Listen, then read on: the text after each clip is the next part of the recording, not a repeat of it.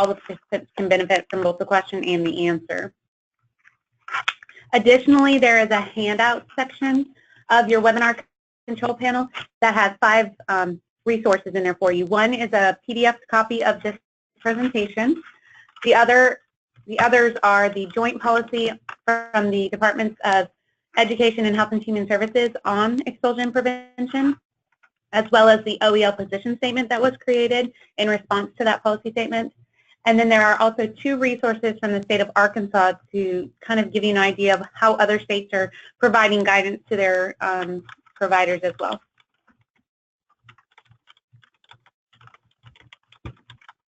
So as Molly said, thank you again for joining us today. This is a really important issue, and we're really excited to have a conversation with you about this and really push forward what's best for the kids in our state and also for our teachers and directors who work with these children.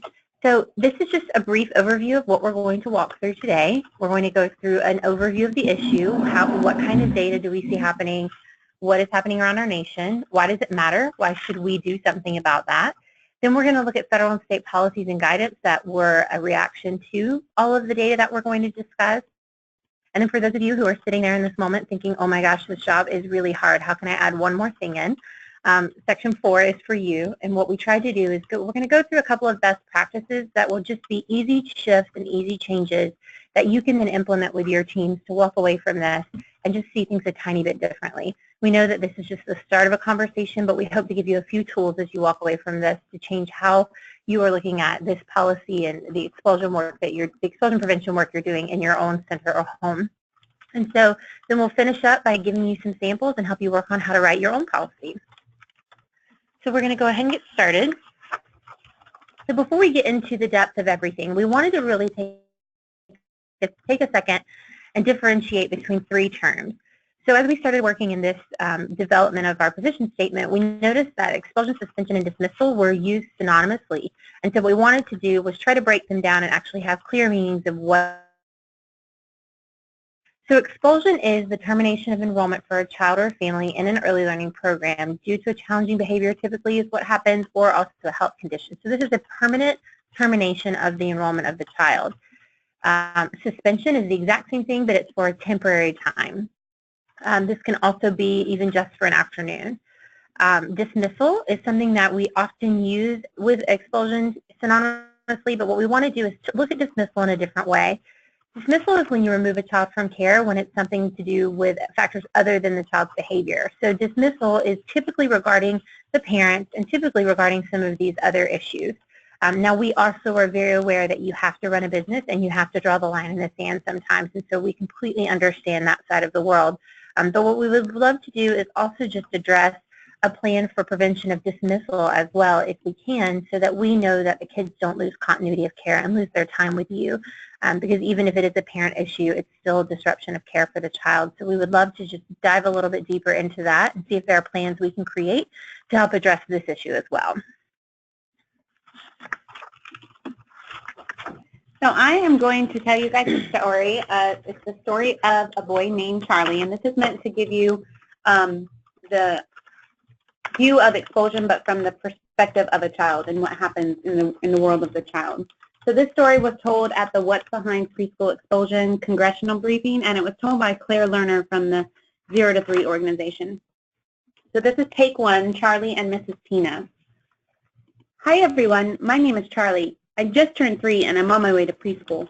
My mommy is really stressed out. We had a crazy morning. There's just so much to do, and my daddy leaves for work super early, so my mommy has to do it all by herself. She has to get my brother and sister ready to make their bus on time, and then she has to get me to school so she can go to her daytime job. That's right, mommy has to work 2 jobs, one at night and one during the day, just so we can keep our apartment and not have to move in with Aunt Teresa. Our car ride is super tense. Mommy isn't happy with me because I dilly-dallied. I have a really hard time getting organized in the morning, and I just wasn't ready in time. I'm not feeling too good about myself right now. When we get to school, I don't want to say goodbye to Mommy. I hate it when she's mad at me. So I start to cry and I won't let her go. My teacher, Miss Tina, tells me it's time to say goodbye, Charlie, and that I need to find something to do. I am frozen. I look around the room at all the kids playing, but I'm so upset I can't even think. My feelings are starting to take over my brain. Then Joey arrives. I am so happy to see Joey. I pull on his arm to take him over to the stand table to play, but oh no, he says I'm hurting him. Miss Tina comes over with an angry, scrunched up face and tells me, "Let go of Joey immediately." She shouts, "Charlie, I have told you 1,000 times that you cannot grab your friends. You need to use your words. No one will want to play with you if you hurt them." She acts like I did it on purpose. I didn't mean to hurt Joey. Miss Tina tells me that I can have a seat at the table all by myself. I'm sad and alone, and all the kids are looking at me like, there goes Charlie again, back in trouble. Then it's circle time, which I love, but it's very hard for me to sit still. I just feel all jumpy inside. My brain is telling me not to move, but my body just wants to keep going. So I get this idea to hop up and down like the frog in the book we're reading.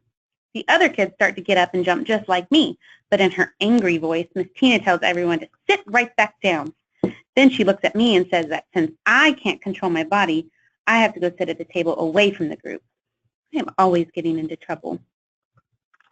Later on the playground, a bunch of kids are playing a chasing game that looks like so much fun, so I join in. I'm going really fast and I'm getting so excited. I get really close to Layla and tag her, but she falls down and shouts, "You can't play, Charlie." Then Miss Tina shouts at me, "Charlie, you can't play with your friends if you're going to hurt them. Tell Layla you're sorry and take a timeout." But I didn't mean to hurt Layla. I'm so mad, I pick up a whole handful of mulch and throw it. Miss Tina says, "Okay, Charlie, you're done. Time to call Mom to pick you up." Mommy arrives and is fuming, like in the cartoons where the fire comes out of people's ears. Miss Tina tells her as if I'm not even there. Charlie has no self-control and is putting other kids in danger. He cannot come to school if he can't behave. My mommy starts to cry. She asks what in the world is wrong with me and how is she supposed to work if she can't take me anywhere. If I can't go back to school, I won't get to learn how to be a good friend, which I want so badly. And I won't get to learn all that cool stuff Miss Tina shares with us at circle time, or make those fun projects, or be in charge of the calendar or give out snacks. All those things that make me feel like such a big boy and a team player. Now I feel even more out of control inside, not less.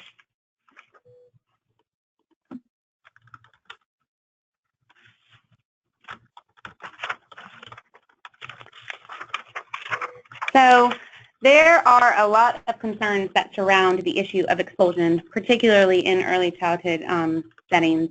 There are, of course, the concerns from the providers who have to balance how to ensure that they have an effective program for everyone that's in their care, as well as how to ensure that all of the children and the staff at their program are safe at all times.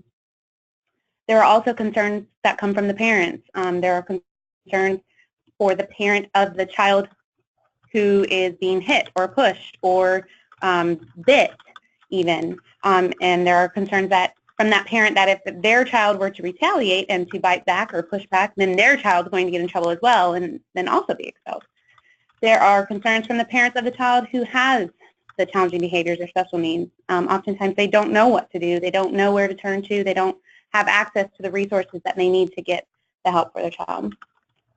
Then there are also concerns from the community. Oftentimes, members of the community don't realize that children this young are expelled from preschool, and then when they do find out about it, they're actually pretty shocked to hear it. Some communities do realize that it's a problem, but they don't have access to the resources or intervention programs to help them, such as is the case with rural areas or areas with large numbers of migrant populations or dual language learners, which can create another element to it of communication and language barriers.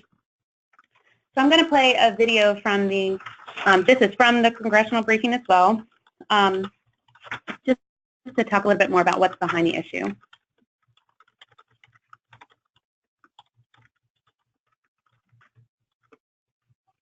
Young children pre-K program development.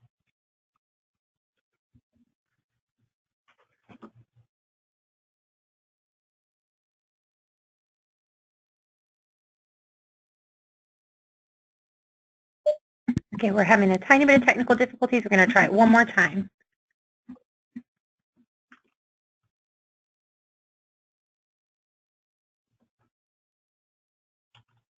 Young children in pre-K program are expelled over 3 times the rate of K through 12. And when you're talking about child care programs, it's more than 13 times the rate of K through 12. Expulsion undermines our national, state, and local investments in early childhood education. We expend a lot of money to provide early care and education programs, and the reason why is because it pays a dividend to us. They pay us back in terms of return on investment. But when we expel children who need the services the most from the program, we undercut the business model of early care and education, because we've now taken out the children who are likely to give us our biggest return on investment out of the service. Ultimately, the children who need preschool programs, who need a school readiness program the most, are the children we would want to expel from a preschool program. That's who needs to be in there. That's the reason we have the programs in the first place. Members of Congress need to understand this issue because it impacts in so many ways, and it is also it's such a critical issue, and one that has so many overtones of racial disparity as well, that we have to look at what is going on. The story you told is poignant. It really is. What is the effect of that expulsion on this 3-year-old child? That is what we've got to plumb. What happens to the individual child when this happens? So children like Charlie are not purposely misbehaving or making trouble. They have what we call regulation. It means that their sensory systems have a hard time controlling their reactions to emotional and physical stimulation, which leads to impulsive and disorganized behaviors. Stress and chaotic environments at home and in the community can also result in poor self-regulation. When children feel out of control on the inside, they act out of control on the outside. The fact is that even without challenges to their sensory systems or significant stress in their worlds, children under 3 have very little self-control. Challenging behaviors rarely surface overnight. The roots are often seeded in infancy and toddlerhood. Parents and other caregivers need support in identifying babies' unique needs, providing and helping children learn to manage their strong emotions and impulses, not shame and punish them for behaviors they cannot control. Punitive, harsh approaches erode children's self-esteem, decrease their ability to self-regulate, and lead to an increase versus reduction in maladaptive behaviors. Kids aren't just born bad. Why are these kids acting like this? And then it dawned on me, the environment. These kids are exposed to stuff that some of us in a lifetime have never seen. They live in homes where police are raiding their houses on a daily basis. Some of our children are desensitized to some of the things that they see. So it means nothing to them when we're trying to nap and we hear helicopters, police cars, sirens. We had one day where we couldn't even leave out the building because the police were using our vehicles to watch other people out there who were making drug transactions. These are real life stories that we experienced. So what we did was we brought in some training for our staff. We started working in what we call SAPL training, trauma-informed training, where our staff can learn not just the educational piece, but also the things that trigger these children and where these things are coming from. Once the staff was able to get that training, they were able to work a little bit better with the children. I'm not saying that it's all good, but it is a lot better.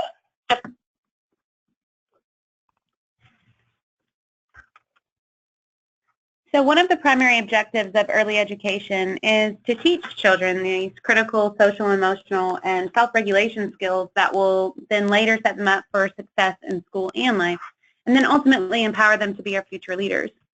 When we expel or suspend children during these early years, as young as 3 and 4, we are actually doing just the opposite of that, and instead we set their trajectory in a negative direction before they've even had their first day of kindergarten. So as stated in the video, not only do expulsions undermine our return on investment in early education, but they're also connected to very severe outcomes and adverse outcomes later in life. And these outcomes continue on into adolescence and then into adulthood without the proper interventions. And then oftentimes when we're expelling these children, we're actually expelling the children that will will gain the most, that have the most to gain from being in these early education environments.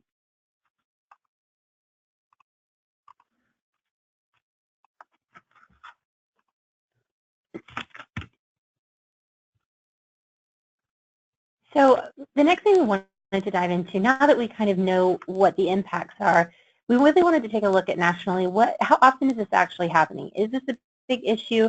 We heard a little bit in the video before that it is a pretty big issue, but a lot of times we don't know necessarily if it's a national issue or just in certain areas. So we wanted to take a look at it. So we're going to watch a video that will dive a little bit more in depth on those numbers and let you see a little bit of the prevalence of the issue.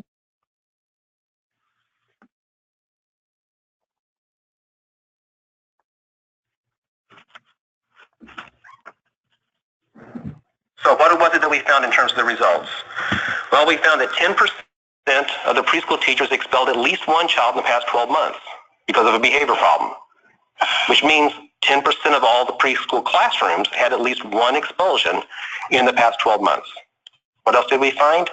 Of the classrooms that were expelling, 78% said only one child in the last 12 months. 15% said 2 children. 6% said I've expelled 3 children in 1 year. Last year, 1% said I've expelled 4 children last year. When we piloted this in Massachusetts in child care programs, we had one child care teacher who reported expelling 6 children out of a class of 16 in 1 month's time. That's a lot of expulsion. It's so much expulsion that when you see that much expulsion, you have to think maybe it's not just about the children's behavior. Maybe there's some other things at play that could actually be accounting for this. So we computed up what the expulsion rate was. We found that there's about 7 expulsions for every 1,000 children enrolled in these state-funded pre-K programs.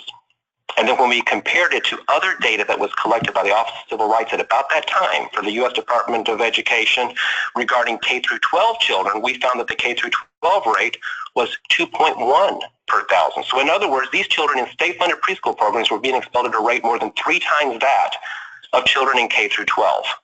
But it doesn't just end there. We found that when you look at child care programs, not state-funded preschool programs, which are largely in the public schools, but child care programs out in the public arena, many of which are accepting public dollars, that the rates of expulsion are much higher. 28 per 1,000 in Detroit. In our pilot study in Massachusetts in child care programs, we found a rate of 27 per 1,000 children enrolled. 39% of the child care classrooms in Massachusetts reported expelling at least one child in the past 12 months, which means that if your child was in a child care program in Massachusetts, your child has about a 40% chance of either being expelled or being in a classroom with a child who has been expelled. That's a lot of expulsion on a per classroom basis. Look down here at the Illinois data that we have there. 42% of the centers reporting at least one expulsion in the past 12 months. Let me tell you what's unique about that piece of data.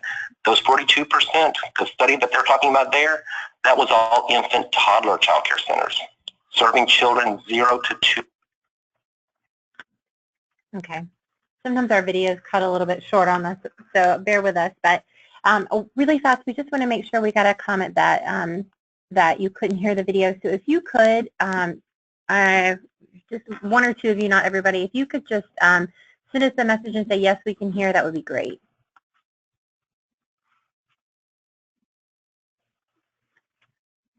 Okay, great. I'm glad to hear you can hear it. Thank you for typing that in.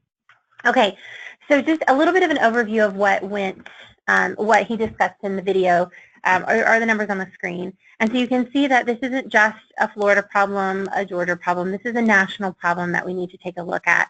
And we also see that this isn't just a family problem or a child care problem. This is really something that affects our society. And so we want to make sure that we dive into beyond the ages of just our state pre-K programs, but really dive all the way down into infant and toddler programs. And so what happened is that in light of all of this data coming out and all this information showing the impacts on society, the U.S. Department of Education worked with the Department of Health and Human Services and developed a policy. And so their joint policy statement was to start a really big national conversation about addressing this issue. So a few of the things that they started to address is really looking at our behavior expectations for children and how we use consequences to motivate a change in that behavior. And is it consequences that need to be used, or is it a positive behavior intervention? And so that conversation has started due to this policy statement, and it's an exciting one that hopefully we'll dive into a little bit later. And so also another conversation is the racial, gender, and cultural equity. We did hear earlier that we know that it is disproportionately skewed when you look at the numbers of boys of color being expelled more than any other group. And so that has huge implications on society. And so it started a great conversation about how we look at equity differently in regards to expulsion. And then the third part of the conversation is taking a look at inclusion practices to make sure that we're meeting the needs of children who may have a special need or exceptionality that may need access to services.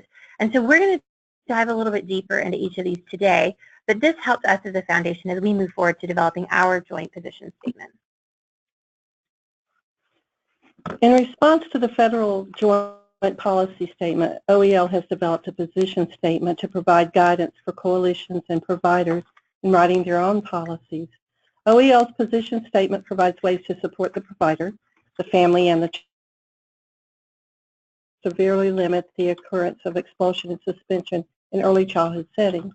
The position statement has quality indicators that focus on positive and developmentally appropriate classroom environments and practices, the social and emotional development of young children, and the screening of young children to identify potential challenges that need to be addressed early. Parent engagement is an extremely important part of this process, and it's different from parent involvement. An example of parent involvement would be when the parent is invited to the school for a parent conference and learns about the child's progress. An example of parent engagement would be when the parents are engaged with the child's learning and development at home and at school, when they ask questions and seek information. If there are problems with the child's progress or behavior, the teacher or provider would ask the parent to meet and give information about the child's behavior or abilities at home. School and home environment, as well as expectations for the child in both settings, would be discussed. The family and school would work together to make a plan for the success of the child. In all of this, professional development is key. It equips teachers with the knowledge, skills, and abilities to identify and support children who display challenging behaviors or have special needs. We also encourage collaboration with mental health and early mental health consultants and intervention specialists. We would include the inclusion and the warm line from the local coalitions in this, and hope that you would reach out to them to help with these challenges. We also want to gather data, so we want to expand data collection and analysis so that we can gauge where the state of Florida is in regard to this issue. The quality indicators will help coalitions and providers in development of their own policies and practices. So what does this mean for coalitions and providers? So all of this kind of stems from the reauthorization of the Child Care Development Block Grant, which happened in 2014. But part of that, which is, we call that the CCDF fund, and in the state of Florida, that funds the school readiness program. But part of that program requires states to provide consumer education to families, providers, in the community. And so when the reauthorization happened in 2014, new changes happened to where now states must provide specific consumer education that includes what our state policies are regarding social, emotional, behavioral health, as well as expulsion of preschool-age children in early childhood settings. And in addition to that consumer education piece of the reauthorization, the Office of Early Learning was also required to enact new health and safety standards for providers that participate in the school readiness program and accept that funding. As part of those health and safety rules, there was a requirement put into place for all school readiness program providers to have written policies and procedures regarding both discipline and expulsion of children in their care. In addition to having the policy in place, the provider must give all parents or guardians of the child that policy and obtain that parent or guardian signature stating that they've received that policy. And lastly, of course, whatever policy that provider does put into place, they would need to ensure that all of the staff within their program are aware of that policy and comply with those policies and procedures that are set.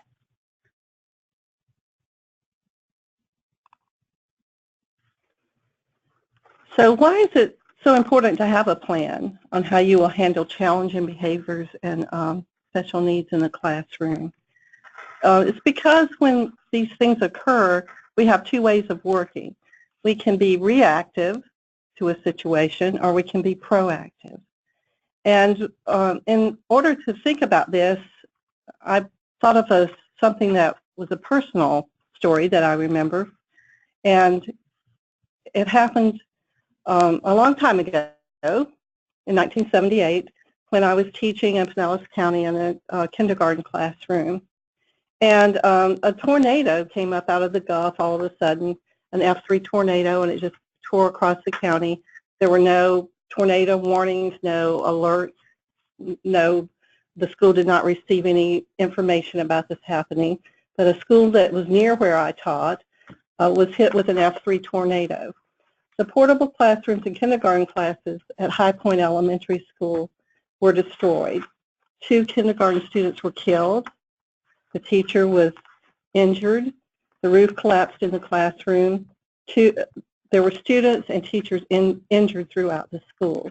When this happened, of course, parents and family members and friends rushed to the school and started taking children away. Therefore, the school officials did not know who was injured, who was under the rubble, who had been taken away by family and friends, and they did not know how to address which students were still there. So they had to step back and think about it. In fact, the whole county had to step back and think about how we react in these crisis situations.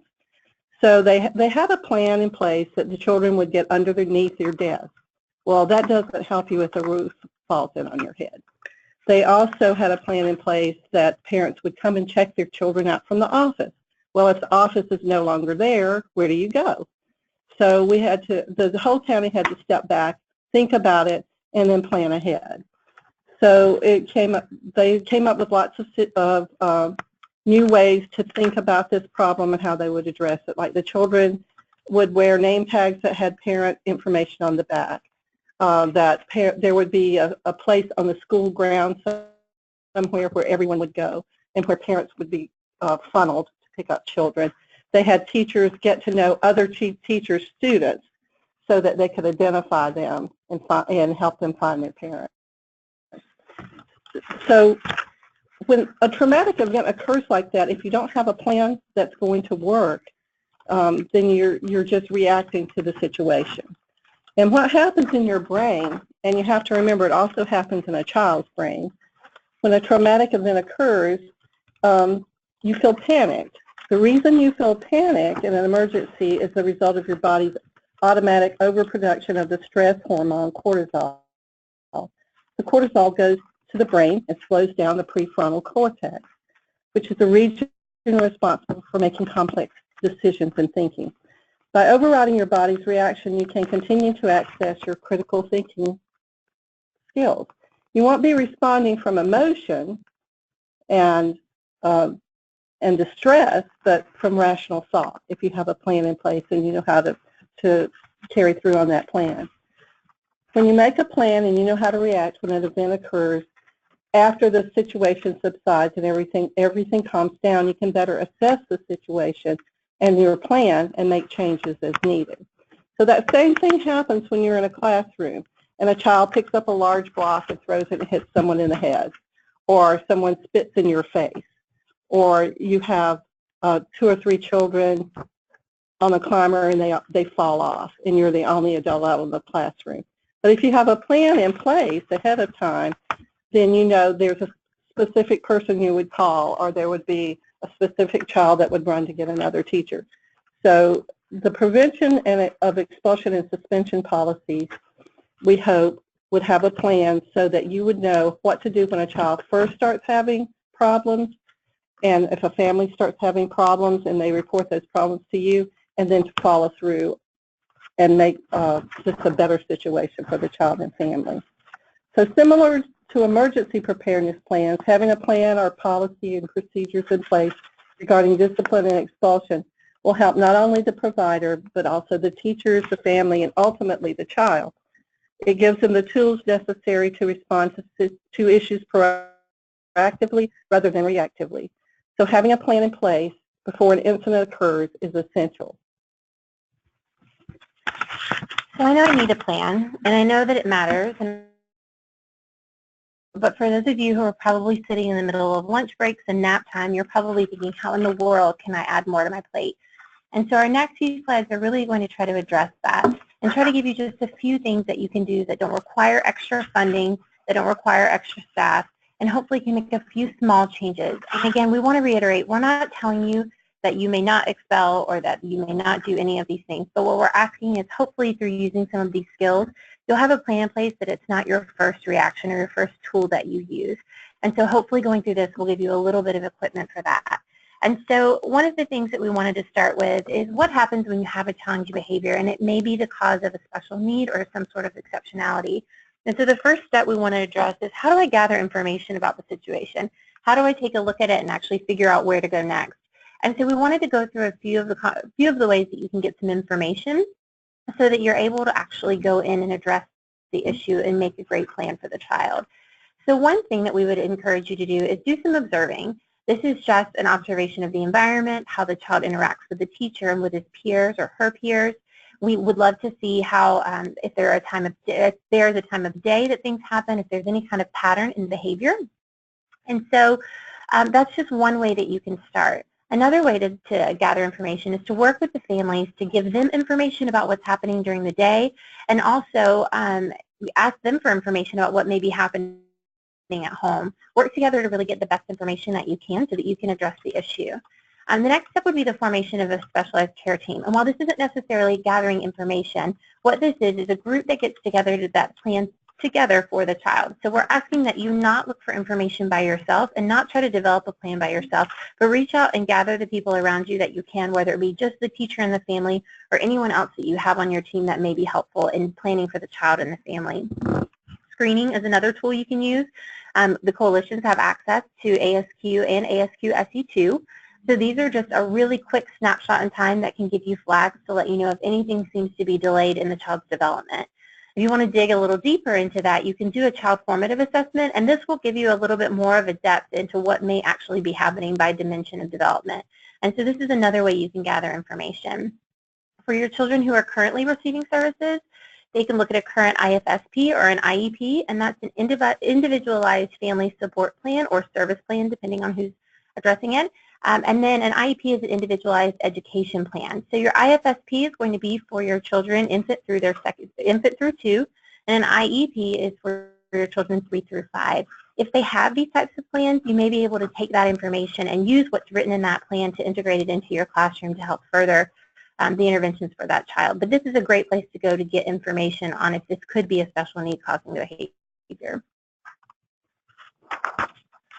So one of the things that we noticed as we started to work in the world of inclusion and looking at how we can tie all this together is that it's a really tricky world to navigate.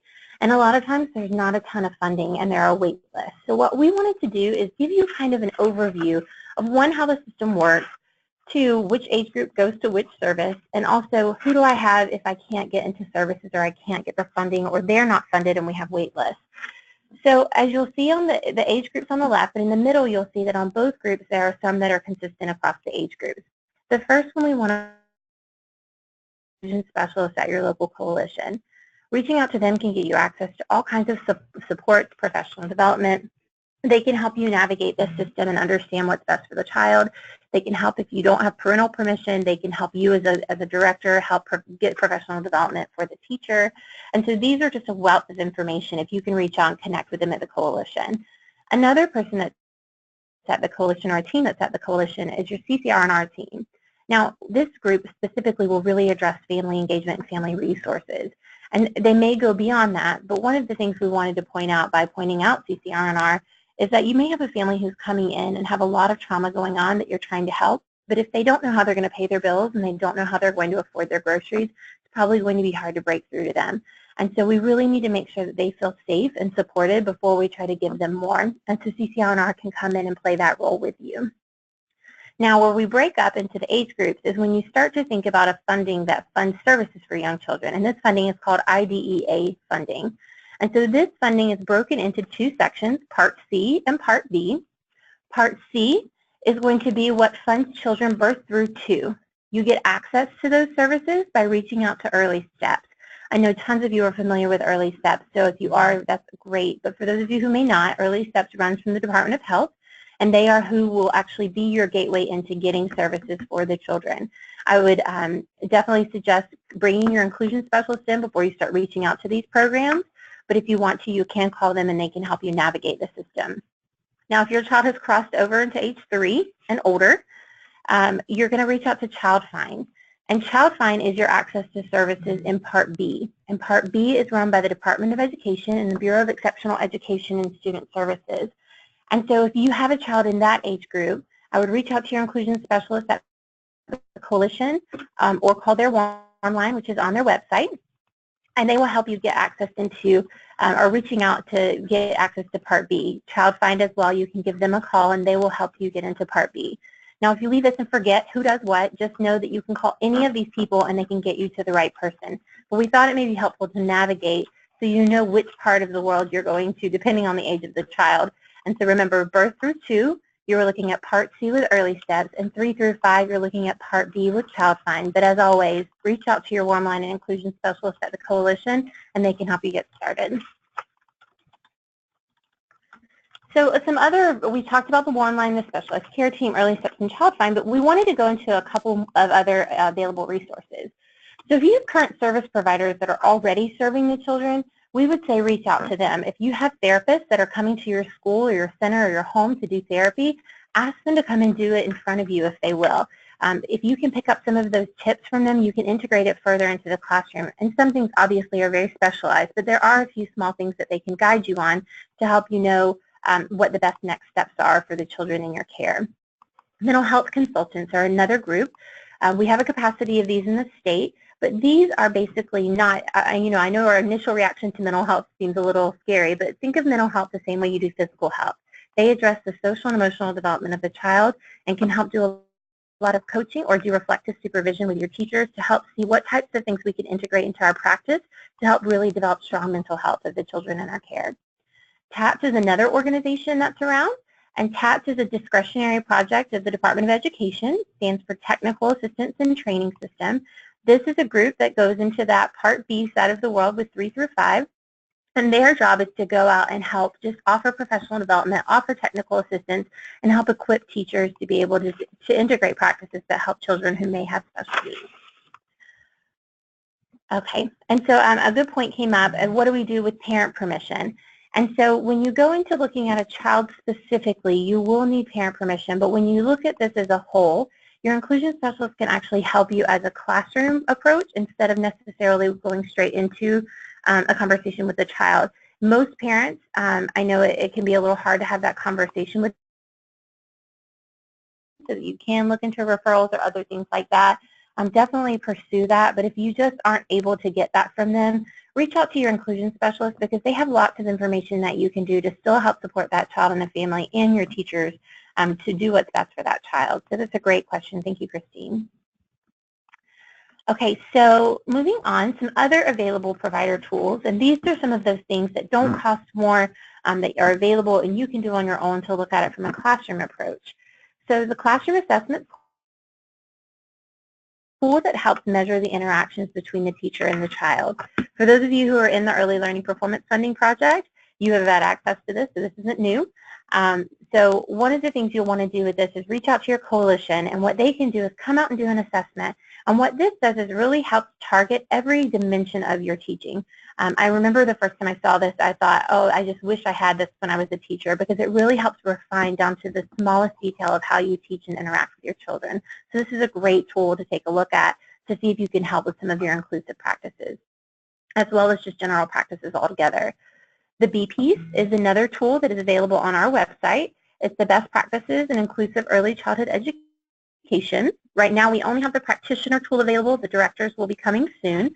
But basically this is a self-assessment tool that teachers can use to be able to address their teaching practices and to see what are very user-friendly ways that they can work in a few small changes to help really support the children in their care.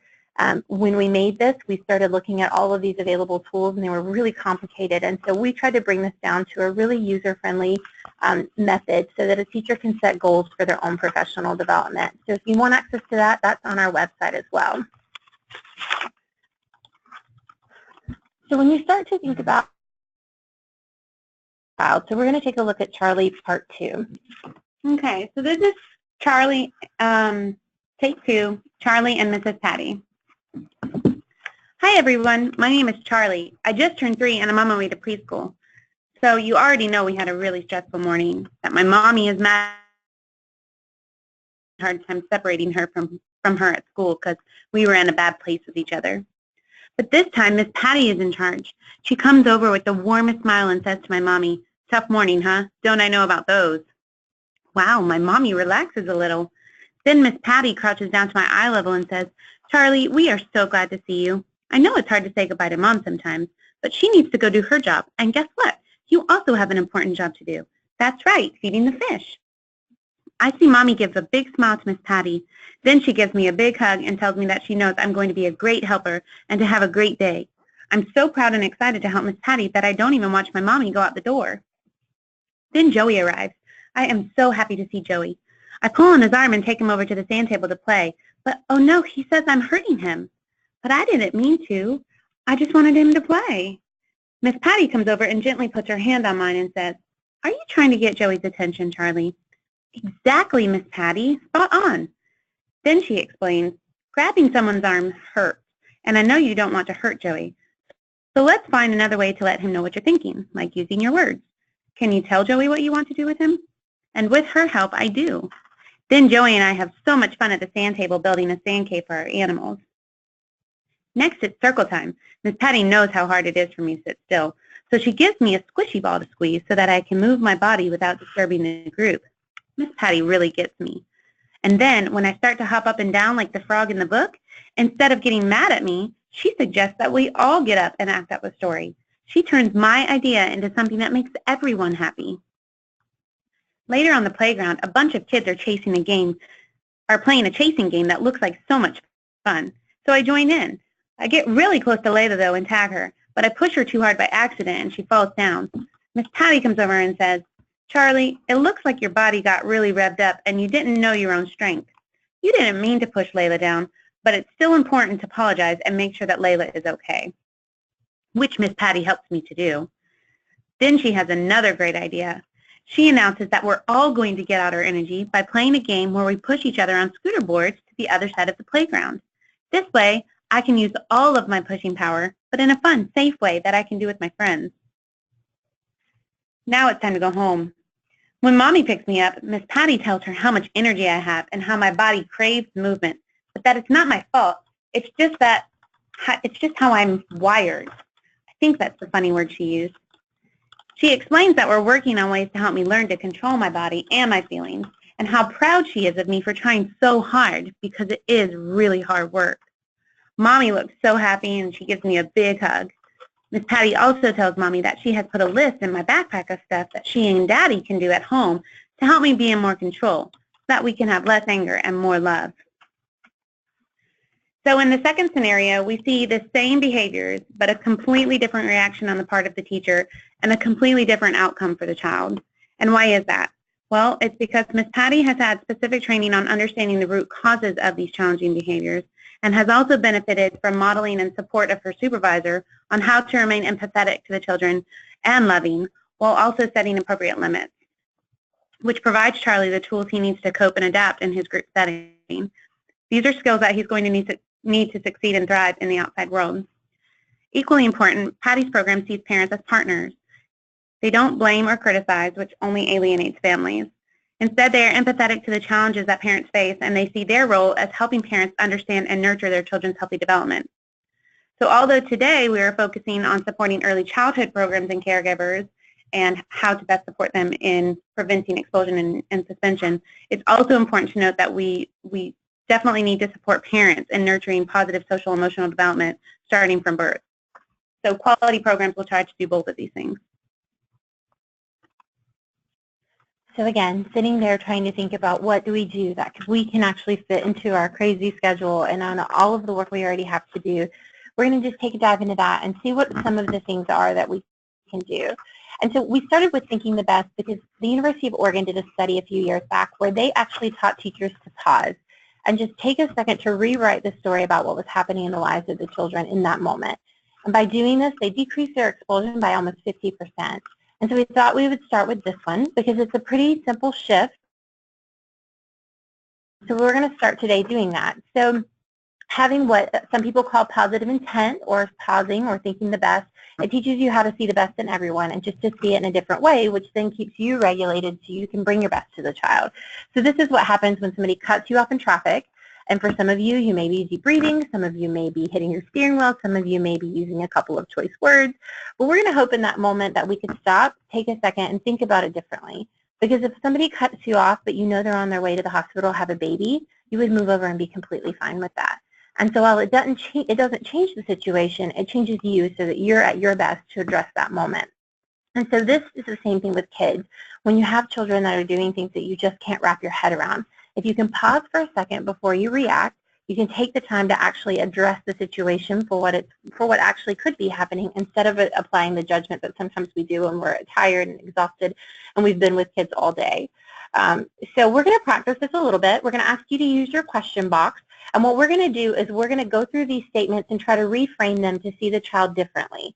So like I said about the driver, they can't drive. I can't believe somebody gets on the road who can't drive their car well and they know better than to cut me off. The things that we typically do in our head, if we can reframe that to think, wow, maybe they're on their way to the hospital to have a baby, we can change our mind and actually see it differently and respond differently.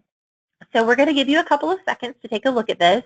And then what we'll do is we'll read them out loud and reframe them here in the office. And we would love to hear from you how you could reframe this as well. So give us probably about 30 to 45 seconds. We'll let you take some time to do it. And then we'll get back on and we'll talk about it.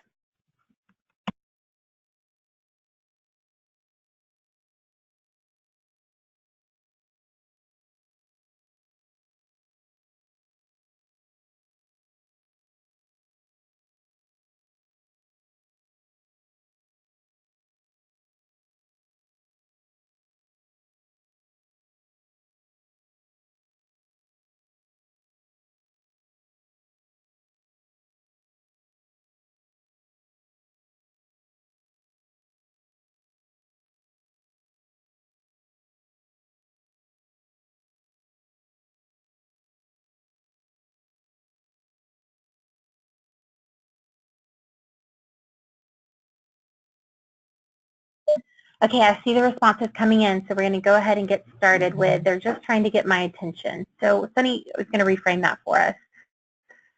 So if you have a child and you think that they're just trying to get your attention constantly, it probably means that the child is maybe not getting a lot of attention at home. Maybe there's a new baby. Maybe mom and dad are working long hours or have 2 jobs, so they need some attention. Or perhaps it's just that day they're not feeling well and they just want a big hug, or just to acknowledge that, for you to acknowledge that they're there and that they're an important part of the classroom. Absolutely. So connection is a huge issue in our classrooms, and we know when a child's not connected, they literally cannot do anything else because that need isn't met. And so I love what we're seeing on the screen. I think they're trying to tell me something. It's important to them. Maybe they have a lot on their plate and they're not getting enough sleep. I love that they want to be around me. Something may be troubling them and they really need some extra attention today or connection today. I wonder if she's tired. Maybe they need to call mom and see if they were feeling okay. Again, connection, needing extra connection. Something must be on their mind. These are so fantastic. You guys are doing so great with this. But that's a great way to look at it. So let's do she's just plain lazy. So instead of she's just plain lazy, maybe she is just really overwhelmed and not sure where to get started. So maybe we can give her more direct instruction on how to get things started. I use this a lot with my 7-year-old who often feels like she can't clean her room. And so we have to shift it and say, do you want to start with the Barbies or the books? And she instantly starts cleaning her room. And sometimes kids do feel overwhelmed. And so this is a great way to look at it. We see what you guys are writing. The child was tired because they didn't get enough sleep. They're not feeling well again. They're excited and want to see what everyone else is doing. Same thing, a lot on their plate. And let's keep scrolling down. I see some other stuff. Okay, this looks very, can you go up just a tiny bit? That long one.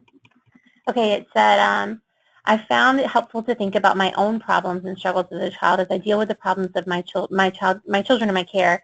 It gives me patience and understanding and takes the judgment out. Way to go! That's actually a really great response. Thank you. They're feeling tired, not feeling well. Their needs aren't getting met. Let's see. Yeah, same things over and over again. That's great. These are all really great responses. So let's start with another one. He's just a mean kid. He's hurtful for no reason. And one of the ways I would reflect on this is typically kids who don't feel cared for often look like they don't care, or sometimes aren't. Some kids just feel very disconnected, and so they're discouraged. And so a lot of times when we look at a child who seems like they're doing what we would label as a mean thing, maybe shift it around and see if there's something that they're hurting, something that's hurting them, or something that they're feeling really sad about. Because sometimes things that have happened to a child, and so seeing that differently as a child who is in pain or has been sad or hurt helps you address that differently. Another one, they may see things at home that are roughhousing was one we've gotten. Maybe they're bored and they need something to actively engage them. Let's keep going. Needs help using words and not their hands. Maybe something happened and they're reacting to it. Maybe they want to be a friend and don't know how, just like Charlie grabbing the arm and trying to move to another part of the class because they're so excited. They just need time to be themselves. Something may be going on and there's something happening at home. So these are all really great ways to look at that, absolutely. So let's go to, she's jealous. And this one happens a lot. She's jealous. So one of the ways I would restructure this is potentially sometimes children, again, need connection. And so sometimes they don't know how to ask for it, and that can manifest looking like jealousy. Sometimes they have to share everything they have at home, and they don't have anything that feels like it's theirs. And so they don't know how to ask for that except for to grab or to want from someone else. And so maybe giving them some things in their backpack that they can keep just for themselves can help with this. I see a lot of this, they may be an only child and have never had to share, and we all know sharing at this point is not really developmentally appropriate, so we have to do a lot of turn taking and really try to push that as they get older. Let's see, maybe she doesn't have any other children at home, again, not knowing how to share or take turns, to reach out to try to get connection, needs more connection again, and needs to learn how to share and play with other kids, again, missing skills, not knowing how to share yet, not knowing how to take turns yet, not knowing how to interact with other kids. That's great. Maybe an only child, may have had a new baby born at home. Absolutely. New babies can cause a lot of that to look like jealousy and manifest when it could just be a cry for connection. So we're going to let Molly do the next one. We always default to her on this because Molly has an exceptional amount of children, so she can totally relate to this one. So we're going to let her take the next one. So if you're thinking maybe she just doesn't care about her kids, she just comes in and drops anything that's going on about their day, or it just isn't interested in what's happening at school or anything, the way I would frame this is maybe she has 6 kids and maybe she's the only parent there and she's doing everything she can, working 3 jobs just to support them and keep them fed and clothed, or maybe she is working as hard as she can and she just needs a little bit of support and encouragement, a smile, a hug. Hey, you're doing a great job. Keep it up. I know it's hard, but so that's how I would frame it. Yeah, and going back to Charlie's story where you heard the mom say hard day, I totally understand that. And I love what you're saying. She's a busy mom. She may be a single mom and overwhelmed. She may not have help that she needs. She may be really busy and not have what she needs to keep going her day. She may be trying to take public transportation, is one we've gotten. Last night I love somebody said maybe she just needs someone to smile at her and tell her she's got it. And so you just never know what's going on. But if we can see it differently, instead of allowing that judgment to cloud our vision, we can actually treat people differently. So this is a really easy skill to change your mindset so that you can actually stay regulated and bring your best to the moment. So the next one, I love that, James. Keeping the mindset, people are not bad by nature. Their environment can easily be contributing to the outlook. So absolutely, we definitely want to make sure we just see it differently. And we want to make sure that, one, not only are we seeing them differently, but then also modeling for children how to see others differently and suspend that judgment.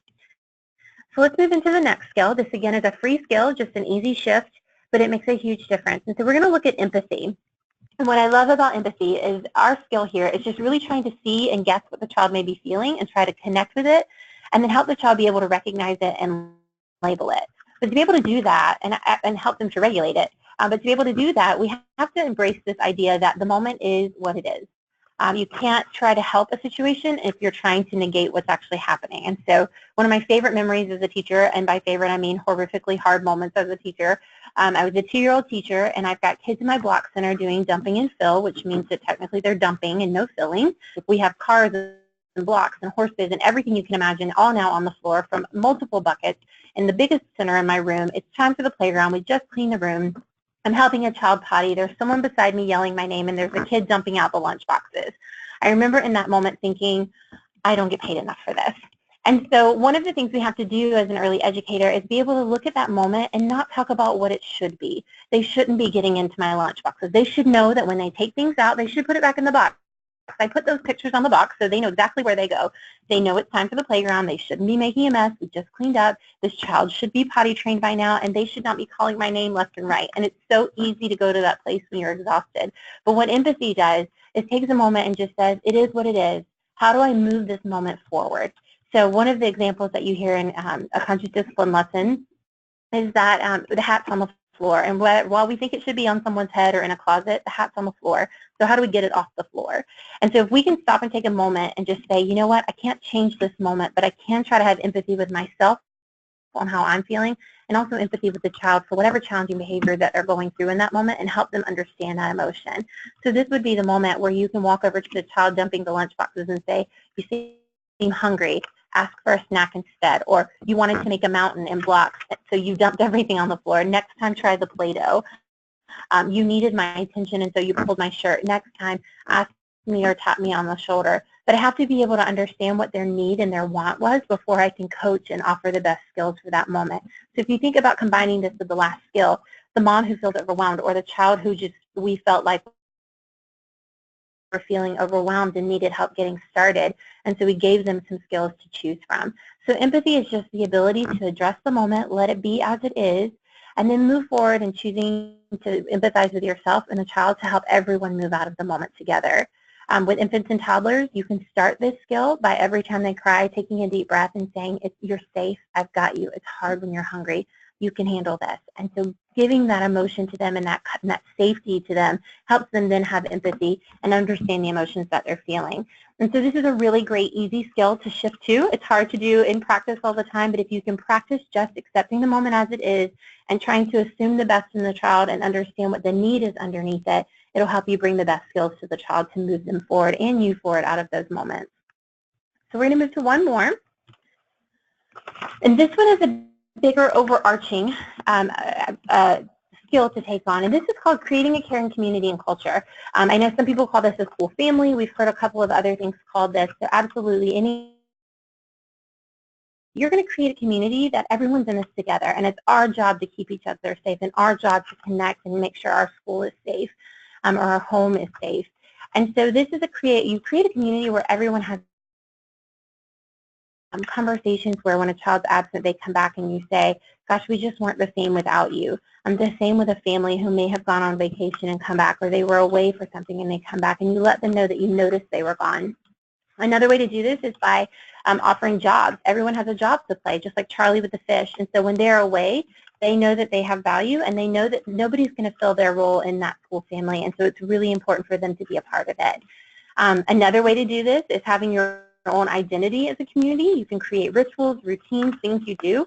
An example I use for this is I am a University of Georgia graduate, and I am a rampant Georgia Bulldog fan, so I apologize to my Gators on the phone, but I can be in an international airport and somebody can yell, "Go Dogs," and we're instantly connected because that's just what we do. And so one of the ways that you can do this is have things like that at your school, that even when you are out in the community, you see your school family or your school community, you have something that you know connects you together. And all of this together will help you shift from being an I to a we. And so when the child does something in the class, you talk about how we as a school community or we as the school family keep each other safe, instead of looking at the child and say, you can't play with your friends if you can't keep them safe. So it creates this community that's an overarching umbrella for all of your families and your teachers and your children to feel valued and feel connected to the part as a whole. So what we're going to do next And while we're not endorsing conscious discipline at all, we are going to show you a video from them that shows a story of a boy in high school. And while he is in high school, we know we're in early learning, this is actually a really great example of what can happen when someone has access to just these few skills and a couple of others, and what a difference it can make in the life of a child.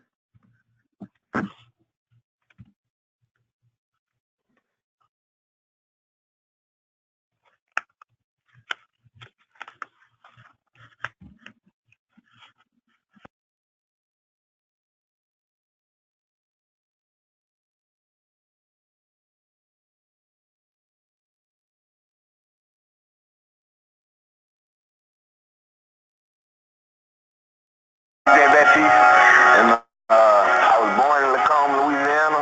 I was raised by my grandmother. I was born to a 14-year-old mom and a 16-year-old dad, so they were young. They really weren't able to make too many decisions. I was very defiant, though. I hated. I loved to get in trouble because of the getting in trouble got your attention. That was the type of student where I loved attention, and I did whatever it took to get attention. I was the leader of a gang. And let me tell you why, because in a gang, we got a sense of security and a sense of belonging. We feel like these my homies, they going to take care of me, they got me, no matter what. So they give us that sense of belonging, fight. That was our only option. We had a disagreement, we fought. Whether we playing basketball, playing hide and go seek, it didn't matter. If it's a disagreement, we fight. So I was raised like that, and that's how that was instilled in my head. There wasn't no other option. You fight. You have to be violent. And I'm gonna tell you, we like to fight in school because we know we had a crowd, so we continue to get kicked out of school. We jump people. I mean, just so much violence. I never was a second thought. When it came to my head, that's what I did. If I wanted to fight, boom, I'm fighting. If you're close enough where I can put my hands on you, I'm hitting you in your mouth. That's just how I was. I did go to juvenile twice.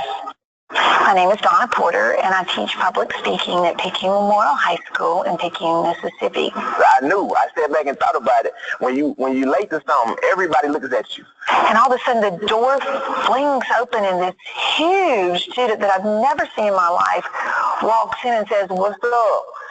And she looked. And I said, "What's up?" You know, and I just had the attention of the class that fast. My first thought is, why did this happen to me? On the first day of school when I'm trying to set the tone. And then I thought, I've got this. Thank goodness I've got this. But to be able to access my brilliance, I have to take a deep breath, stay composed, and watch him. Look at his nonverbal language, because all behavior is purposeful. She said, "Well, I noticed you're late. I couldn't find it." I just kind of looked at her with this crazy look like, "Yeah, whatever." And then she was like, "Well, have a seat." And I looked at her, I said, "Do you have any kids?" And I said, "Well, actually, your name is DJ, Mr. Baptiste. I have two, and I just informed them that you missed my room. You didn't hear. So are you married?" he said. And I said, "Actually, I just told the class I've been married for 30 years. I stepped back and said, 30 years? Folded my arms, looked up and down and said, "Don't you think it's time for a change?" Now, at that point in time right there, I expected her to get red in the face, lose her composure, run to her desk, get a referral, write me up, and send me out. I was ready for that. That's what I expected. And now that I've learned the brain seeks patterns. So that was the pattern that my brain was seeking. You be disrespectful, you get sent out of class, but you get the attention that you want. She didn't do that. She looked at me, she smiled, and said, "Do you go to the doctor when you're well?" And he looked at me very funny. He said, "No, you go when you're sick." I said, "You come to school and you know everything?" He said, "I guess not. I guess you come supposedly to learn." I said, "Well, you've got a lot to learn, and I can't wait to teach you." And then I left him with that feeling of angst. And then I said, "You know what I noticed more importantly about my charisma?" You know, she was like, "Do you know what that means?" I said, "I'm cute." And everybody in the class laughed, and she was like, something like that. She was like, but you didn't know how to work a room, you know? And I said, I was just listening to her. She was like, she threw me off because she started talking good about me after I wanted her to be kind of get into a power struggle with me. That's what I wanted. And I said, so I've been thinking in the last few seconds, I give jobs to my students in high school. Do you know anything about jobs in school? He said, oh yeah. In kindergarten, oh, it's a line leader. I said, we don't have a line leader in high school. We have appropriate jobs. And I usually take a week or so to figure out what job would best fit what student. I do a multiple intelligence survey, and we tell a little bit about ourselves. But you know what, DJ? I don't need to do all that with you because you're innately designed to be a greeter. He's like, a greeter? What's that? And I said, a greeter is someone that will stand at my door every morning. As everybody come in, I get to shake everybody's hand, my mind off. And then she said, on top of that, I get to come in front of her class and have my own session for 2 to 3 minutes.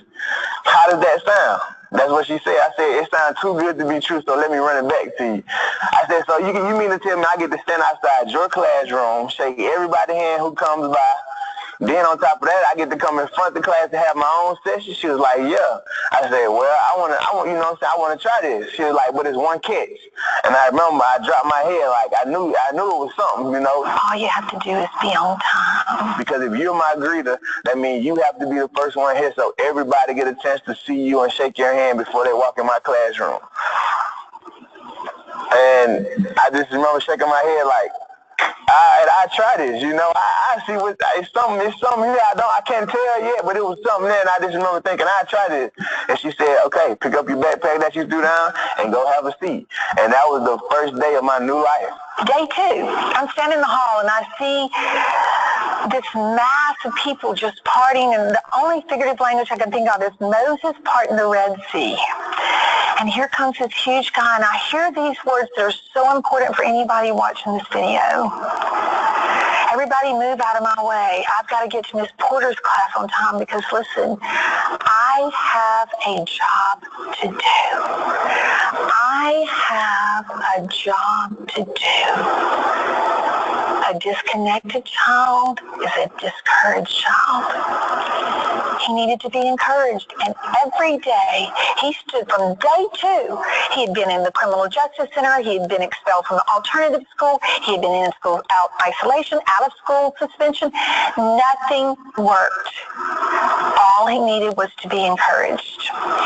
And he became my greeter. We usually have jobs just every 9 weeks, but by unanimous vote of the class, he became the year-long greeter because they felt nobody could do the job as well as DJ. I feel like the experiences that I went through in my life was meant to happen so I can come back and help kids, help teachers understand. I feel like I have a gift that I need to share, a testimony that I would like to share, and I know I can help kids along with teachers. Oftentimes teachers get into it with students, they have problems with students because they don't have the skills. And I feel like anytime I can help a teacher get the skills, she has a chance to save a life. And So this is a high school example, obviously, but in early learning, we know that we are the most influential age for brain development and personality development and educational development. And so think about if this can happen in high school, what can we do? Early learning can make such a bigger difference on a child's life. And so these are just a few small things, and we're going to go into even show you what just a few small shifts in how we see things and see the world can really change the lives of the children in our care. So we're going to move on into some others to add to that. The next thing that we wanted to really emphasize in our position statement is that it's so important to have a family-friendly environment in your child care home, in your child care center, and to make sure that families feel welcome when they're there. It starts with when they come to tour your school or to see your home, and hopefully it will continue until that child is ready to go on to a different educational setting. It's important for families to feel like they're a part of your school, a part of your school family and your school community. And the key to family engagement is to build positive relationships with all of your families. It's especially important for those families that do have children that have special needs or that do have children with challenging behaviors. You want to make sure that the families and the children that are experiencing these special needs, that have special needs or are experiencing challenging behavior problems, do feel that they're a part of the classroom, that they're not treated any differently than any other family, that that child is not treated differently than any other child in the classroom just because of what is happening with the child. We want to make sure that you focus on what you want to get. That means that if you're focusing on positive interactions with parents, if you're focusing on positive interactions with the child, then more than likely you're going to get that in return. So research shows that children that have families that have positive relationships with the child care provider are less likely to be expelled. In fact, they're hardly ever expelled. And even though they may have the same behaviors as another child that is expelled. So that's very important to establish that positive relationship. Focus on what you want. You're going to get more of what you're giving your attention to and get the outcomes that you want. Families need to know that they're not alone with regard to challenging behaviors in children and children with special needs, that there's supports out there to help them and their children, and that you can help them find those supports. Family-friendly engagement, and family-friendly environment also extends to collaboration with family as part of that specialized care team. We've talked about the specialized care team and how that it can support the child that's having problems or special needs and the family. But the provider, the teacher has to advocate for that family, that they become a part of that team, and that they work together to plan for the individual needs and goals of the child. The parent education is very important. They need to be able to be provided with resources and information related to their child's needs. They need resources to help reduce stress they may have at home that could be contributing to the negative behaviors that you're seeing in a child. You need to link parents to supports in the community. And providers need to familiarize themselves with what those resources are and what might be available. Or at least to know where to send the family. You can contact your local Early Learning Coalition, referral, and they will be able to help the parents connect with these resources. In our position statement, the notifications of policies and behavior expectations are in the quality indicators, such as developing positive classroom and program discipline plans that include expulsion and suspension prevention policies, and communicating these plans and policies to parents and guardians. Developing behavior expectations appropriate for the ages and abilities of all children, and to teach the expected behaviors explicitly to the children. Communicate behavior expectations clearly to family, staff, and community partners. So that's all in our position statement. It's really important that you do those and that the parents are able to understand what you're expecting of the children.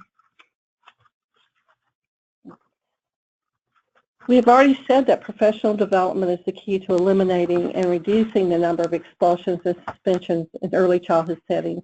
You can see from this list of professional development topics that knowledge and expertise in each of these areas is a vital part of supporting children and families.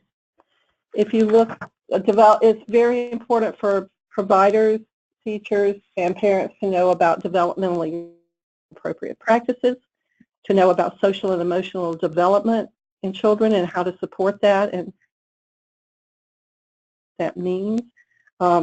It's important for providers to be experts in family engagement and help to support those families and the child.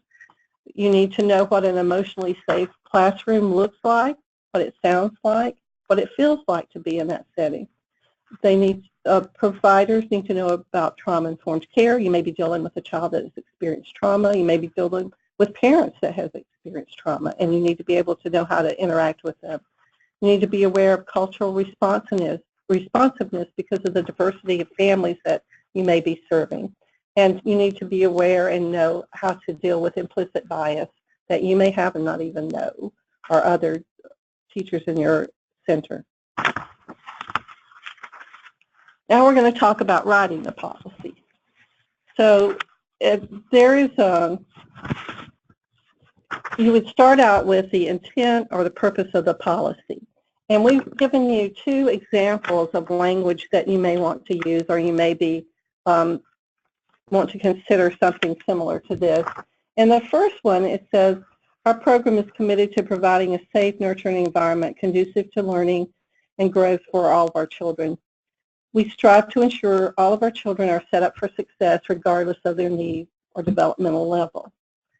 And then if you look at the one at the bottom, it says, unfortunately, there are sometimes reasons we have to expect a child from our program on either a short-term or a permanent basis. We want you to know that we will do everything possible to work with the family of the children in order to, our child or children, in order to prevent this policy from being enforced. The following are reasons we may have to expel or suspend a child from the center. Now imagine that you're a parent and you're getting this policy and you're looking at it for the first time. How would the first one make you feel? You'll probably feel like, okay, this might be a good environment for my child. I feel like they're going to be supportive. In the second one, if you're right off the bat talking about expelling children, I may not even know that you've expelled children in preschool. I might start to have some fears, some anxiety. Hey, my child might be expelled. Are there other children here that misbehave so badly that they're expelled? So that wouldn't put you at ease and make you feel like you wanted to be a part, maybe, of this program. So consider the language and how you write it and your intent. The next one, specifically spell out in your policy what the program's reasons for expulsion, suspension, and dismissal are. And if you don't use expulsion and suspension, please make sure that parents know that also, that we need to just have a statement. We do not use expulsion or suspension in our center or at our home. But if you look at this one closely, it says every effort will be made to prevent the expulsion or the dismissal of children from the program. It says that the program reserves the right to cancel the enrollment of a child for the following reasons. And then it lists the reasons. If you look at the first 2 reasons, non-payment or excessive late payment of fees and tuition, failure to adhere to policies and procedures as outlined in the program's family handbook, those are reasons for dismissal. So those are parental actions that would cause dismissal. They're not really expulsion or suspension. The next 2, the child has needs which we cannot adequately meet with our current staffing patterns, and the child's behavior threatens the health and safety of him or herself, the other children, or program staff. Those 2 are reasons that may lead to expulsion or suspension, and they're stated in a way that does not give a parent anxiety. So they're stated in a pleasant way as possible. And then the last one, the parent guardian exhibits behavior which is detrimental to the health and well-being of the children and staff in a classroom or negatively interferes with the normal functioning of the classroom and our program. And then it goes on to list certain specific behaviors. That is, again, a reason for dismissal.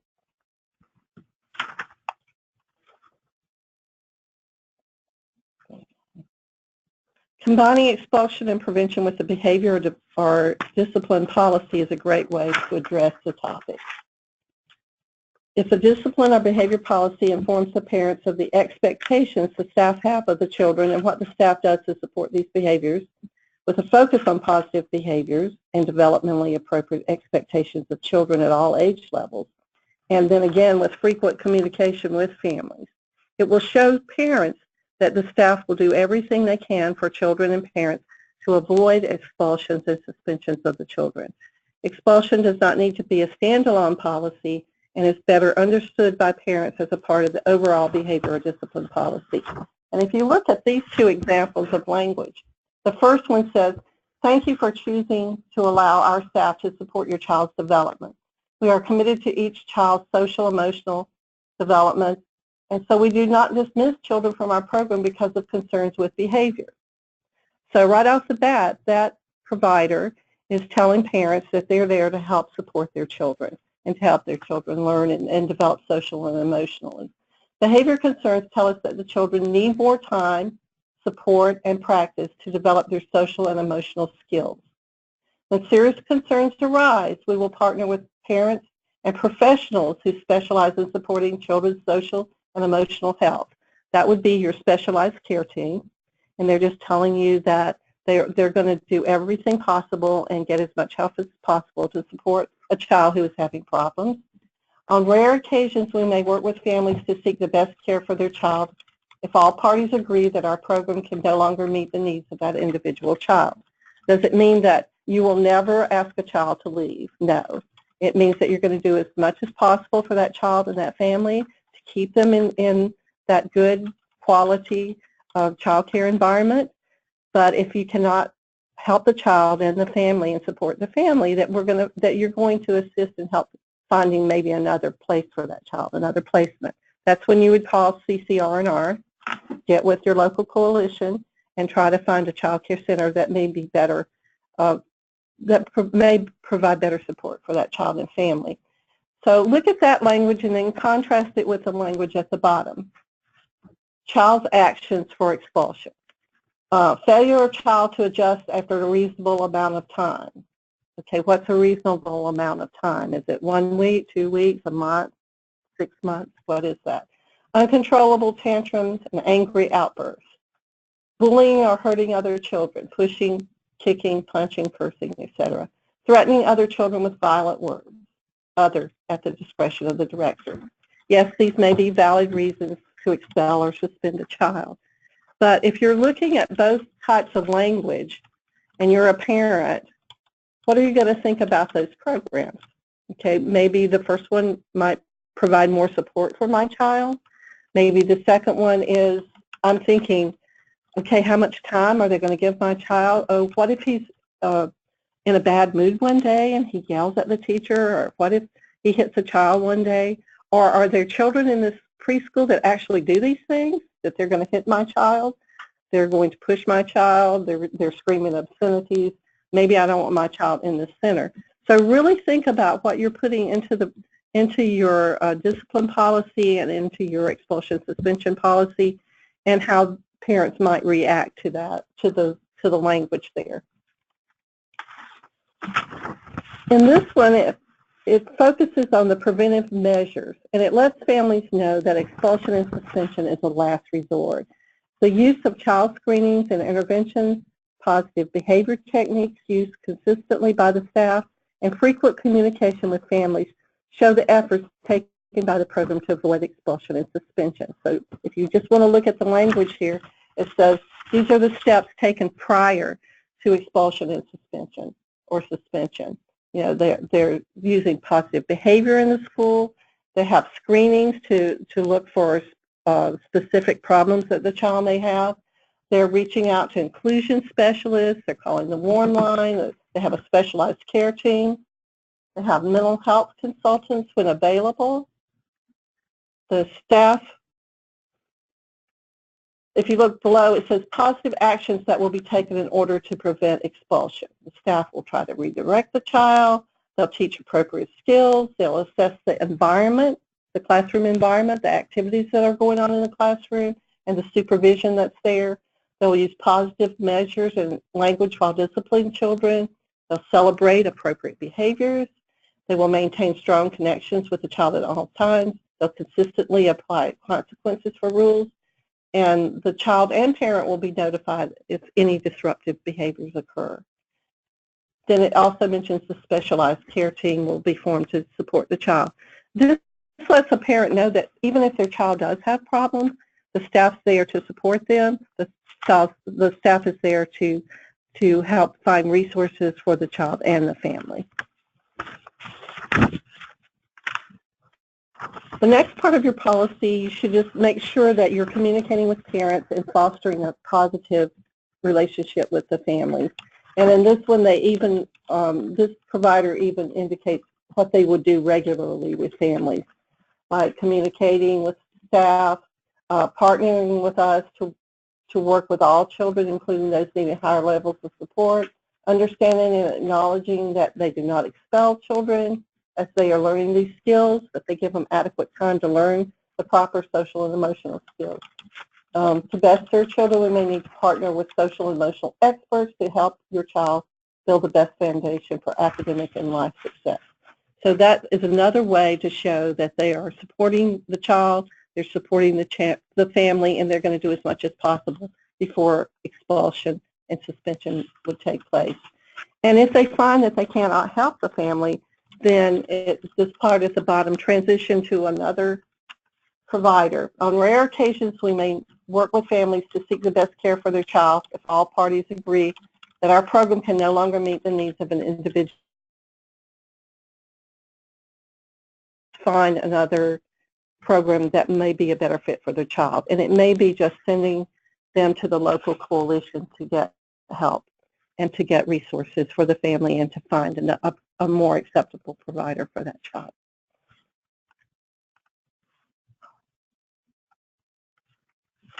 Oh, I'm sorry. Okay. We have gathered a lot of resources together to help the coalitions and the providers in writing their policies. There are some listed here, and there are also some that the coalitions have access to through the Inclusion Dropbox and CCR&R's Dropbox. We can send you this link so that you can all have accesses to these resources. There are national resources and resources from other states as well as resources from Florida that you can see there. We have a teacher checklist and a sample provider policy that's from Arkansas. That's also one of the attachments. But we want you to note that we did not provide a template for a provider policy. Providers and their staffs need to decide what truly reflects the way their programs support children with challenges or special needs and how they can include families in this process. The policy should reflect what they believe and the actions they take to support these children and their families in these situations. So you have to think about your program, your staff, or how you would handle these situations and make sure that what you write truly reflects what you believe and what you do in your program. Okay.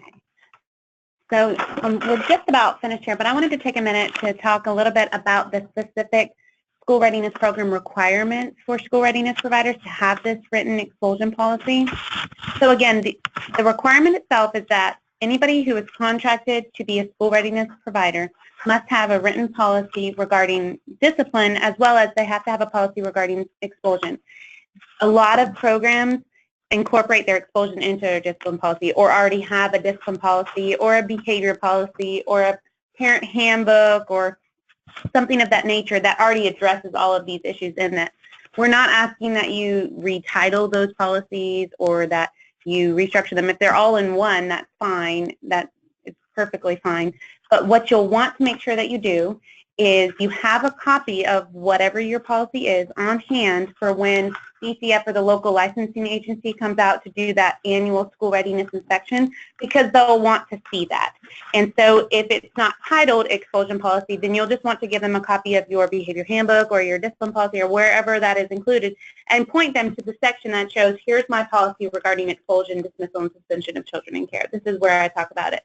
And then you'll also want to make sure you have on hand the signature of the parents of the children who are enrolled in your care, acknowledging that they have received a copy of that policy. There was another question about, with regard to, all of this stuff is going to be made available on our OEO website, and I'll show you exactly how to access that in just a moment. So for this requirement, this goes into effect July 1st of 2017. So by that date is when you'll want to have whatever your policy is for your program in place and have those signatures of the parents.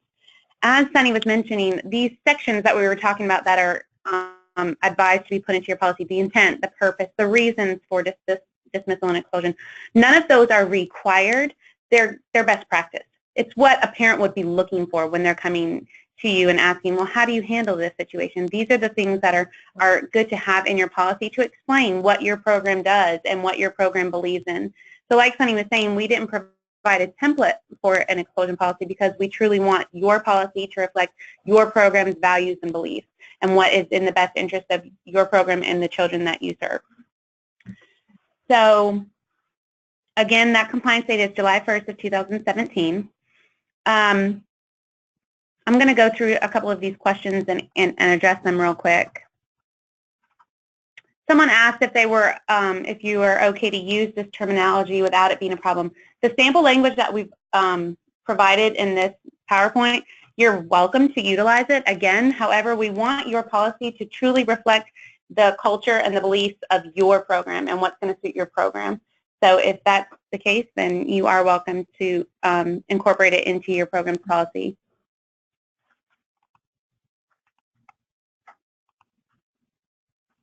While these other questions are coming in, I'm going to take a minute and get off the PowerPoint and show you where you can access our website to show where these materials will be located. So if you go to our homepage, which is floridaearlylearning.com, these purple tabs up top, if you go to the one that says statewide initiatives and just hover over it, hold on, let me move this up too. If you hover over that, there's this link here for health and safety. This is our kind of landing page for all of the new changes that have come about as a result of the health and safety changes for the school readiness program.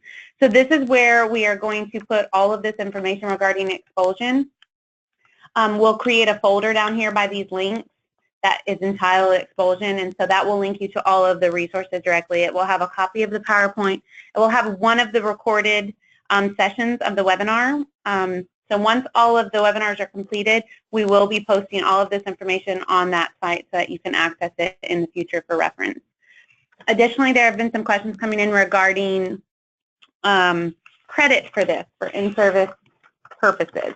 So if you are a provider and you are looking for verification or certification of your attendance that you participated in this webinar, if you will please send an email to me, and I'm going to pull up my contact information so that you have it.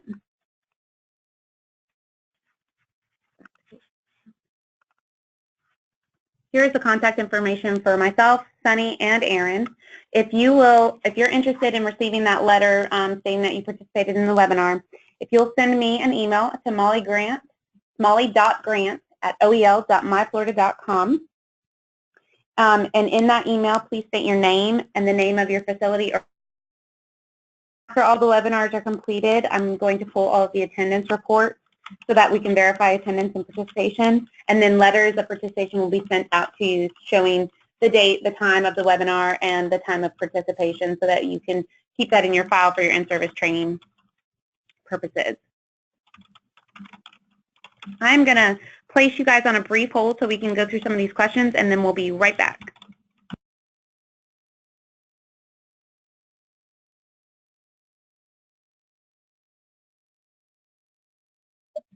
So there was a question regarding whether or not the expulsion policy and the signature from the parent has to come from just the school readiness children or for all of the children in your program. If you are contracted to provide school readiness, then these requirements apply to your entire program. So you would want to have the expulsion policy in place and get that signature from all the parents of the children that you have in care, not just your school readiness children. So thank you for that question.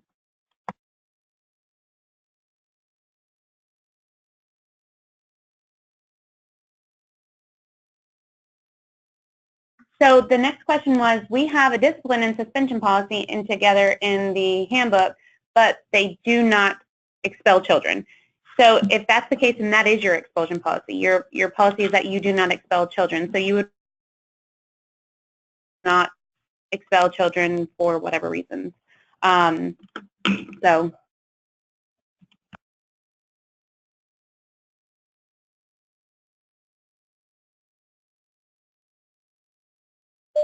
There was a question that says, is there someone we can send our policies to for confirmation that we are in full compliance? So again, the school readiness requirement does not specifically state what has to be in your policy. This is your policy for your program. The only requirement is that you have one and that you address how you handle expulsions in your program. So the only qualification for being in compliance is that you have that policy. It's been given to parents, and you have those signatures.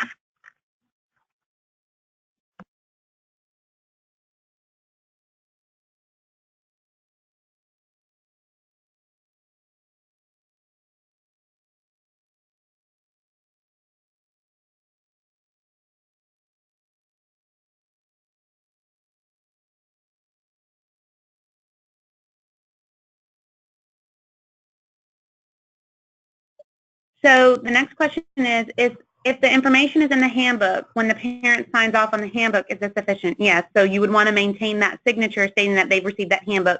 And then when DCF or the local licensing agency comes out and says, where's your policy? You'll show them the handbook, show them where it is. And then where's the signature? You'll show them that signature stating that the parent has received that handbook, which is inclusive of all those policies.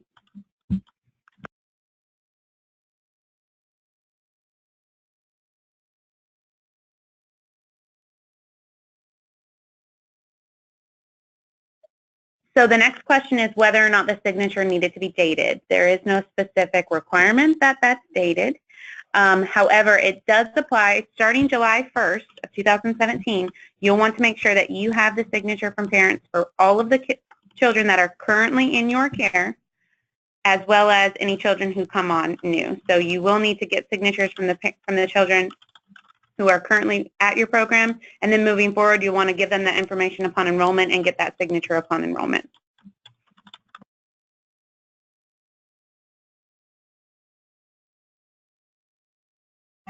Did you answer that? Somebody's asking if a copy needs to be uploaded to the portal. No. The only requirement is that you keep a copy of that on site for a review when the DCF or local licensing counselor comes out, and make that available to them when they come out, and hold those signatures in the children's files on site.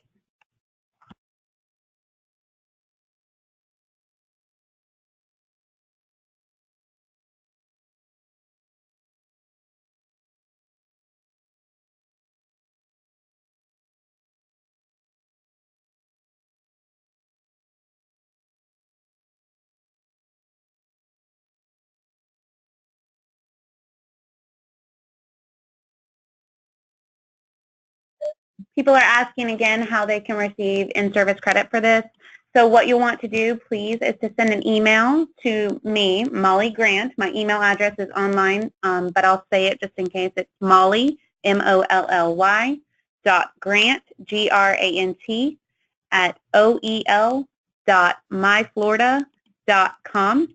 And if you'll send me a direct email with your name and the name of your facility or program, once all of the webinars are completed, we have one more this evening, I'm going to be pulling the attendance report of everybody that participated and to verify participation and attendance. And once I've done that, then I will send you a letter of attendance and participation that you can keep in your file. And that letter will state what the webinar was, a summary of it, how long it lasted, the date and time, and all that other stuff for you, so that you can keep that in your file for in-service training purposes.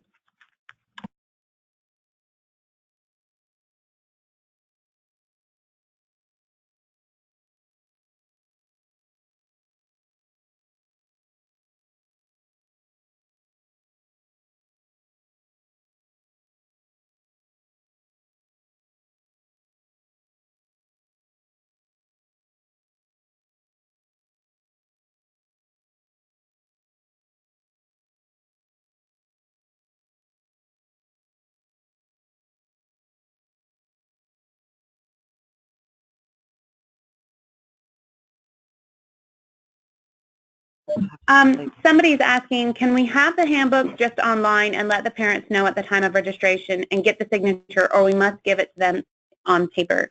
The school readiness requirement is that the policy is provided to them. So however you provide your information to your parents, whether it's online, through email, through hard copy, that you provide it to them, the main thing right there is that you have their signature stating that you have provided it to them. They're acknowledging that they've received that information.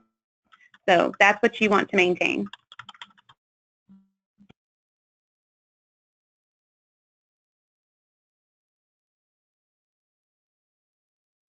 Somebody's asking if the new policy needs to include all of the information that was received from the webinar today.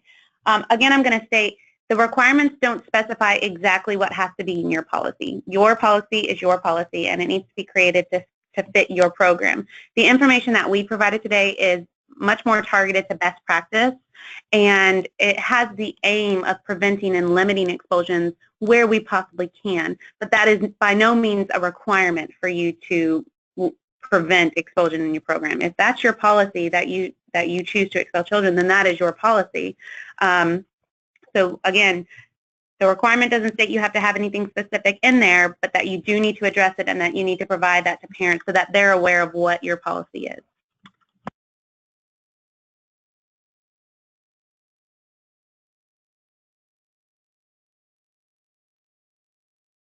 There have been several questions on how they can get the policy statements that we used within the webinars, such as the example language and stuff. Again, all of that information will be made available on our website. It's floridaearlylearning.com, and at the purple tab at top, there's one that says statewide initiatives, and if you hover over that, there will be a link for health and safety. That health and safety page will link you to everything you could possibly want to know about the new health and safety requirements, expulsion included. And so after the conclusion of the webinars, we will be putting a folder up on the website that will host all of this information. It will have a copy of the PowerPoint with all of the sample language. It will have a copy of OEL's position statement. It will have a copy of the joint policy statement from the federal department. It will have some additional outside resources, such as the Arkansas resources that we thought were beneficial. And then it will have links to all of those tools and resources for providers that were shown towards the end of the webinar. So all of that will be made available on our website.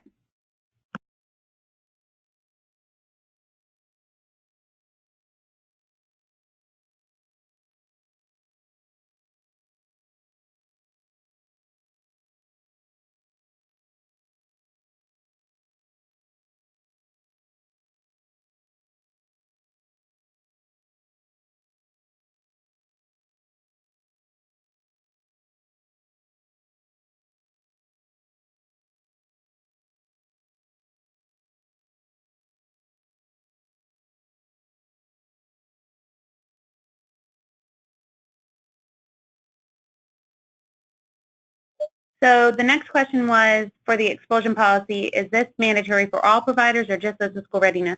Again, the requirement to have an expulsion policy is specific to the school readiness program. So only those providers that have that contract with their local coalition to provide school readiness services, those are the only providers that are required to have an expulsion policy in place.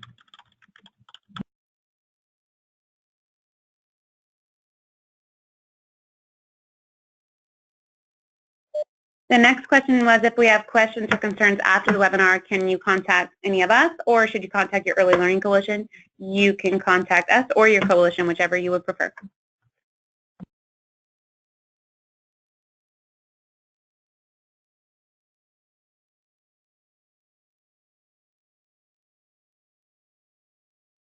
Somebody's asking, what if they have a parent that refuses to sign the policy? You would want to document that and keep that in that child's file, that that parent chose or was refusing to sign that policy.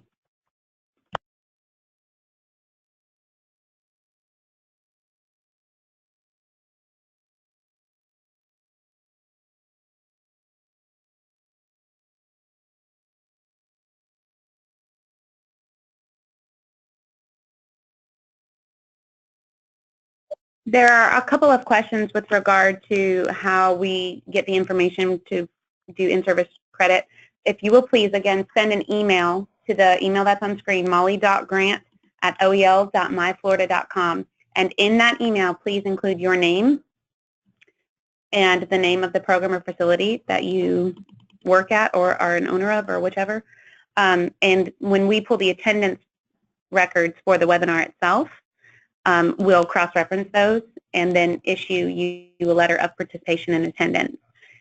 When you registered for the webinar and supplied your information, all of that goes into an attendance report. So we'll have that information. But if you'll please send an email to me requesting that in-service credit, and then we'll get those out to you. It'll probably take about a week or so to get all of those out to everyone.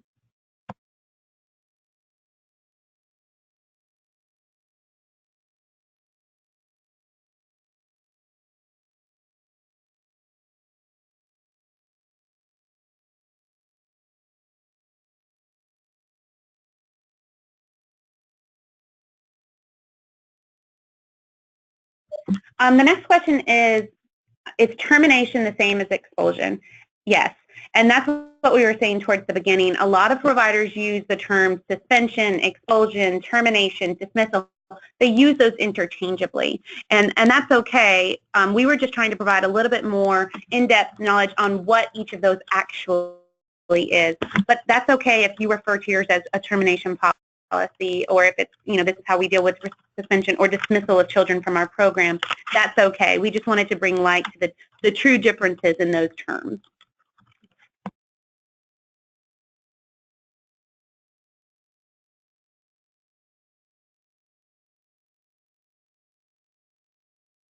The next question is, do VPK only providers need to include an expulsion policy? And the answer is no. If you are VPK only and do not have a contract for school readiness, then you're not required to have an expulsion policy in place.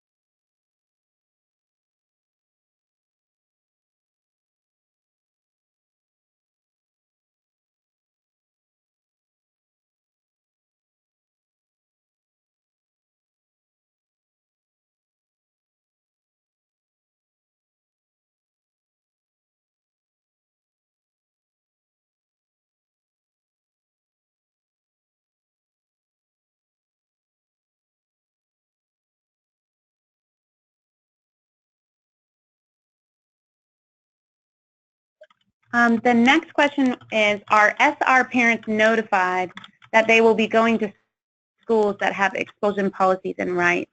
And no notification is coming out from the Office of Early Learning or the coalitions that now the school readiness program, that now you have expulsion policies in place. However, it is a requirement now for the school readiness program. So if a parent were to go and look at the requirements and rule for school readiness providers, then they would know there that if you are a school readiness provider, then you would have something in place. So.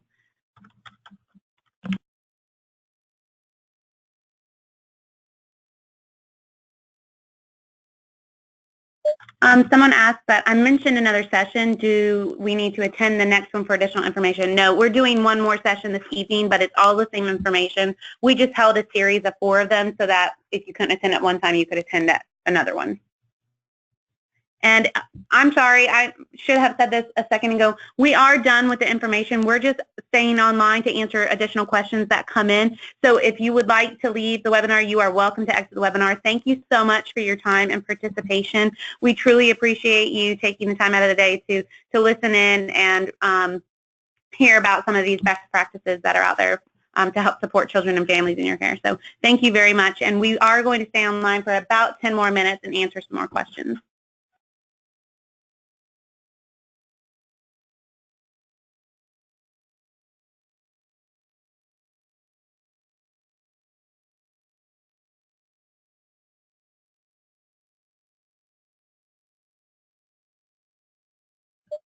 There are a couple of questions about where, again, on the website, all of this information will be hosted. So if you go to floridaearlylearning.com, this is our landing page, and at these purple tabs up top, there's this one, Statewide Initiatives, and if you hover over the Statewide Initiatives tab, there's a link right here for health and safety, and if you click on that link, it's going to bring you to this health and safety landing page. And this has all of the information about the new health and safety standards. It has the copies of the handbook. And we are going to be putting a folder on this website down here that will say expulsion and suspension prevention. And within that folder, we'll be putting copies of this PowerPoint. We'll be putting copies of all the resources that are available, links to all of those tools and the resources that were presented. The outside state resources that we've come across, all of that will be hosted on this website. We anticipate that will be up within the next few days, so just keep checking back for that. But it's floridaearlylearning.com, and then hover over Statewide Initiatives, and then you'll see that health and safety link, and it will link you straight to it. You can also search up here in the top. You could just probably type in expulsion and it would take you to all of the different links.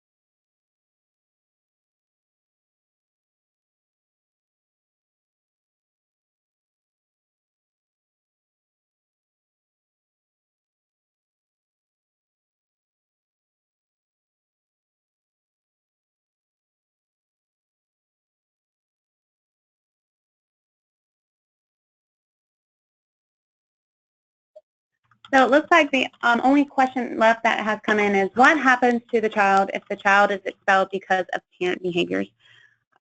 Unfortunately for the child, they would have to be moved to another program. And so that's why we talked a lot in the presentation about transitioning to another provider, and that even if that were the case, trying to connect that family with CCR&R or with some of those other resources to help them with that transition process so that it's not as traumatic as it could be for that child, because unfortunately that does happen.